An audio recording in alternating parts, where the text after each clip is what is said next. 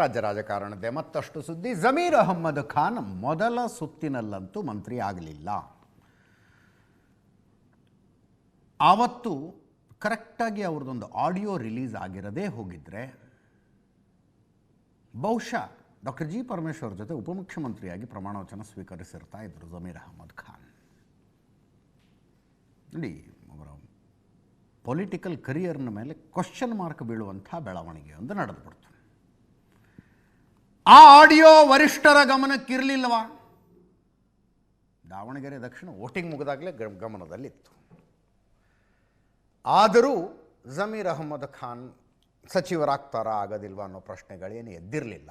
But ಯಾವಾಗ public ಡೊಮೇನಿಗೆ ಬಂದುಬಿಡ್ತಲ್ಲ, ಸಾರ್ವಜನಿಕರು ಕೇಳಿಸ್ಕೊಳ್ಳೋ ಹಂಗಾಗ್ಬಿಡ್ತಲ್ಲ, ಕಾಂಗ್ರೆಸ್ ಕಾರ್ಯಕರ್ತರೇ ಅದನ್ನು ಕೇಳಿಸಿಕೊಂಡು ಬಿಟ್ರಲ್ಲ. ಸಾಕಷ್ಟು ವಾದ ಪ್ರತಿವಾದಗಳು ನಡೆದ ಮೇಲೂ ಸ್ವತಃ ರಾಹುಲ್ ಗಾಂಧಿ ಅವರು ಹೇಳಿದ್ರಂತೆ ಬೇಡ ಮಿನಿಸ್ಟರ್ ಮಾಡೋದು ಅಂತ.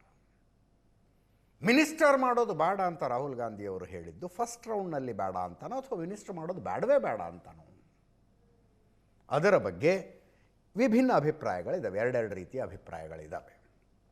ಸತೀಶ್ ಜಾರಕಿಹೊಳಿ ಈಗಲೂ ಜಮೀರ್ ಅಹಮ್ಮದ್ ಖಾನ್ ಅವರ ಪರವಾಗಿ ಬ್ಯಾಟಿಂಗ್ ಮಾಡ್ತಾ ಇದ್ದಾರೆ. ಈಗಲೂ ಮಾಡ್ತಾ ಇದ್ದಾರೆ ಅಂದರೆ ದೆಹಲಿಯಲ್ಲಿ ನಡೆದ ಚರ್ಚೆಯಲ್ಲೂ ಅವರು ಅದನ್ನೇ ಹೇಳಿತ್ತು.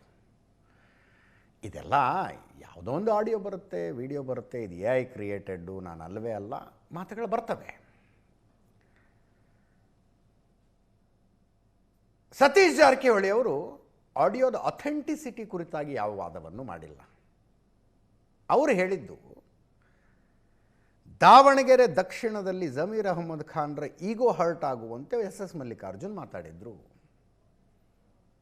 ಶಾಮನೂರು ಕುಟುಂಬ ಜಮೀರ್ ಅಹಮ್ಮದ್ ಖಾನ್ರ ಈಗೋ ಹರ್ಟ್ ಮಾಡಿತ್ತು. ಆ ಕಾರಣಕ್ಕಾಗಿ ಬೇಜಾರು ಮಾಡ್ಕೊಂಡು ಏನೋ ಮಾಡಿದ್ದಾರೆ. ಅವರು ಇಡೀ ಕಾಂಗ್ರೆಸ್ ಪಕ್ಷದ ವಿರುದ್ಧವೇ ನಿಂತ್ಕೊಂಡಿದ್ದಾರೆ ಅಂತ ಕನ್ಕ್ಲೂಷನ್ಗೆ ಬರಬೇಡಿ. ದಾವಣಗೆರೆ ದಕ್ಷಿಣದಲ್ಲಿ ಚುನಾವಣೆ ನಡೀತಾ ಇದ್ದಾಗಲೇ ಕೇರಳದಲ್ಲೂ ಚುನಾವಣೆ ನಡೀತಾ ಇತ್ತು. ಕೇರಳದ ಚುನಾವಣೆಗೆ ಜಮೀರ್ ಅಹಮ್ಮದ್ ಖಾನ್ರ ಕಾಂಟ್ರಿಬ್ಯೂಷನ್ ಏನಿತ್ತು ಅನ್ನೋದನ್ನು ಗಮನದಲ್ಲಿಟ್ಕೊಂಡು ಮಂತ್ರಿ ಮಾಡಿ ಅವರನ್ನು ಅನ್ನೋ ವಾದ ಮಾಡಿದ್ರಂತೆ. ಈ ಹಿಂದೆ ನಡೆದ ತೆಲಂಗಾಣ ಚುನಾವಣೆಯಲ್ಲಿ ಮುಸ್ಲಿಂ ಮತಗಳನ್ನು ಕಾಂಗ್ರೆಸ್ಸಿಗೆ ತರೋದಕ್ಕೆ ಜಮೀರ್ ಅಹಮ್ಮದ್ ಖಾನ್ರ ಕಾಂಟ್ರಿಬ್ಯೂಷನ್ನು ಇಲ್ಲಿ ಕನ್ಸಿಡರ್ ಆಗಬೇಕು ಅನ್ನುವ ವಾದವನ್ನು ಸತೀಶ್ ಜಾರಕಿಹೊಳಿ ಅವರು ಮಾಡಿದ್ರಂತೆ. ಬಟ್ ಆ ವಾದ ಏನು ಪ್ರಯೋಜನಕ್ಕೆ ಬಂದಿಲ್ಲ. ಮೊದಲ ಹಂತದಲ್ಲಂತೂ ಮಂತ್ರಿ ಆಗಿಲ್ಲ. ಈಗ ಕ್ಯಾಬಿನೆಟ್ ವಿಸ್ತರಣೆ ಆಗಬೇಕು, ಡಿಪೆಂಡಿಂಗ್ ಆನ್ ರಾಜ್ಯಸಭಾ ಚುನಾವಣೆ. ರಾಜ್ಯಸಭಾ ಚುನಾವಣೆಗೆ 8ನೇ ತಾರೀಕು ನಾಮಿನೇಷನ್ಗೆ ಕೊನೆಯ ದಿನ, 18ನೇ ತಾರೀಕು ವೋಟಿಂಗ್ ಆಗುತ್ತೆ. 8ನೇ ತಾರೀಕು ಬರೀ 4 ಅಭ್ಯರ್ಥಿಗಳ ಮಾತ್ರ ಕಣದಲ್ಲಿ ಉಳ್ಕೊಂಡ್ರೆ ಕ್ರಾಸ್ ವೋಟಿಂಗು ಅದು ಇದು ಪ್ರಶ್ನೆನೇ ಬರೋದಿಲ್ಲ. 5ನೇ ಅಭ್ಯರ್ಥಿ ಏನಾದರೂ ಪಕ್ಷೇತರರಾಗಿ ಕಣಕ್ಕಿಳಿದರೆ ಆವಾಗ ಕ್ರಾಸ್ ವೋಟಿಂಗ್ನ ಚಿಂತೆಯಾಗುತ್ತೆ. ಅಂಥ ಟೈಮ್ನಲ್ಲಿ ಸಚಿವ ಸಂಪುಟ ವಿಸ್ತರಣೆ ಅಂಥ ರಿಸ್ಕಿಗೆ ಕೈ ಹಾಕಲಿಕ್ಕಿಲ್ಲ. ಬರೀ 4 ಜನ ಆದರೆ 8ನೇ ತಾರೀಕು ಆದಮೇಲೆ ಯಾವಾಗ ಬೇಕಾದರೂ ಸಚಿವ ಸಂಪುಟ ವಿಸ್ತರಣೆ ಆಗ್ಬೋದು. ಆ ಪಟ್ಟಿಯಲ್ಲಾದರೂ ಜಮೀರ್ ಅಹಮ್ಮದ್ ಖಾನ್ ಇರ್ತಾರಾ? We are not sure. Satish Jarkiholi ಈಗಲೂ ಅವ್ರ ಪರವಾಗಿ ವಾದ ಮಾಡ್ತಾ ಇದ್ದಾರೆ. ಇನ್ನು ಕೆಲವರು ಹೇಳ್ತಾರೆ ತಪ್ಪು ಮಾಡಿದವ್ರಿಗೆ ಶಿಕ್ಷೆ ಆಗ್ಬೇಕಪ್ಪ ಅಂತ. ಕೇಳಿಸ್ಕೊಳ್ಳಿ ಯಾರ್ಯಾರು ಏನೇನು ಮಾತಾಡಿದ್ದಾರೆ ಅಂತ.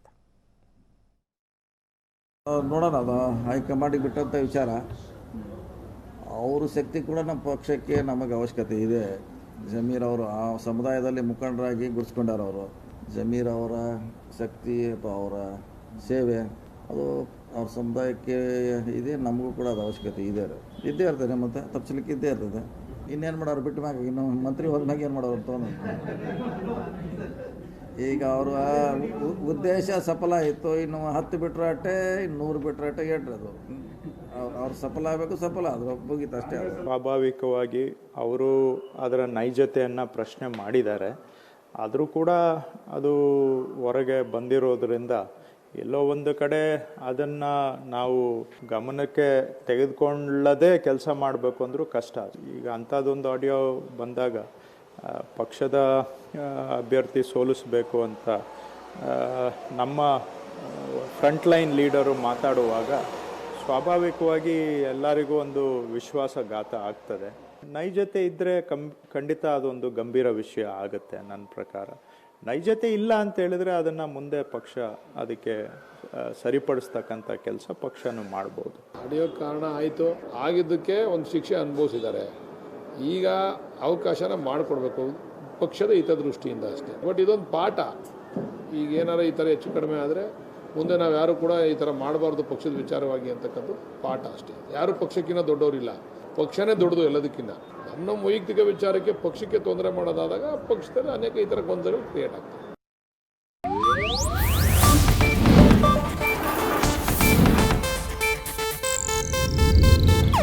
ಇದು ಏಷ್ಯಾನೆಟ್ ನ್ಯೂಸ್ ನೆಟ್ವರ್ಕ್ ಪ್ರಸ್ತುತಿ.